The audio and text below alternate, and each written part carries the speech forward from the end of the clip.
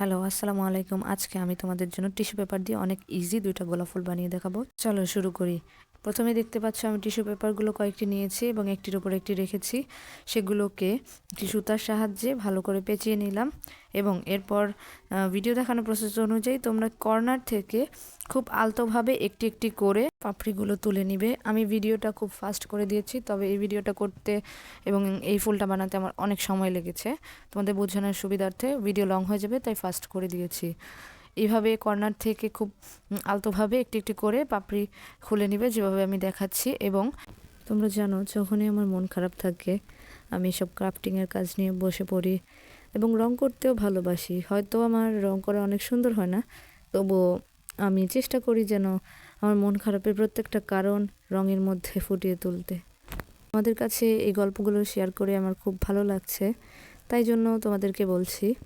By the way, তোমরা কে কোথা থেকে দেখছো অবশ্যই আমাকে জানিও।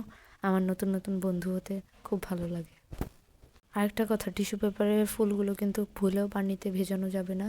এটিকে খুব সাবধানে রাখতে হবে। এটি দেখতে বাইরের দিক দিয়ে খুব সুন্দর হলেও এটি অনেক তাড়াতাড়ি ছিঁড়ে যেতে পারে বা বেশি নাড়াচাড়া করলে এটি নষ্ট হয়ে যেতে পারে।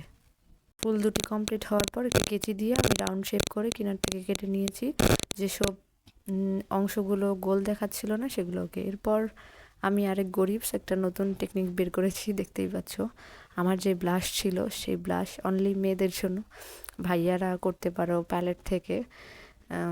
আর দেখলাম যে ওইটা দিয়ে হচ্ছে না, এই জন্য আমি অন্য আরেকটা আদি কালের একটা ব্লাশ দিয়ে ব্লাশ করে নিচ্ছি গোলাপ দুটোকে, একদম মেয়েদের গালের মতো চকচকে ফকফকে। এতে হবে কি, গোলাপটা হালকা পিঙ্কিশ পিঙ্কিশ লুক আসবে। এরপর দেখতেই পাচ্ছ একটি বোতল নিয়ে নিয়েছি, সয়াবিন তেলের বোতল, মাঝখান থেকে কেচি দিয়ে কেটে নিয়েছি। এরপর এক্রিলিক কালার, এর নীল যেই কালারটা রয়েছে, আমি অনেক গরিবস, আমি তেমন রং সম্পর্কে জানি না, তো এই নীল রং দিয়ে আমি এটা ড্যাব ড্যাব করে বসিয়ে নিলাম। এরপর আমি একটি কালো রং নিব অ্যাক্রিলিক কালারের মধ্যে। আমি ভেবেছিলাম এই বোতলটার উপর আমি সুন্দর সুন্দর আলপনা নকশা করব, যেটা দেখতে খুবই অ্যাস্থেটিক লাগবে, কিন্তু বাস্তবে এটা লাগছে আর বলার ভাষা নেই আসলে। আমি অনেক চেষ্টা করেছি এটাকে অনেক সুন্দর করার, একটা অ্যাস্থেটিক লুক দেওয়ার আলপনা দিয়ে, বাট গাইস তোমরা দেখতেই পাচ্ছ যে ওইটা আমার আশানুরূপ হয়নি। তবু প্যারা নাই, চিল। আমি ফুল দুটো সুন্দরভাবে বানিয়েছি, এইভাবে মনটাকে সান্ত্বনা দিচ্ছি। তোমরা প্লিজ এটা নিয়ে কেউ হাসাহাসি করো না বা ট্রোল করো না। আমি সত্যি টপটাকে যেরকম বানাতে চেয়েছিলাম বানাতে পারিনি, তবে ফুলটাকে মনের মতো বানিয়েছি এবং দুটা কাঠি দিয়ে সেভ করে নিয়েছি।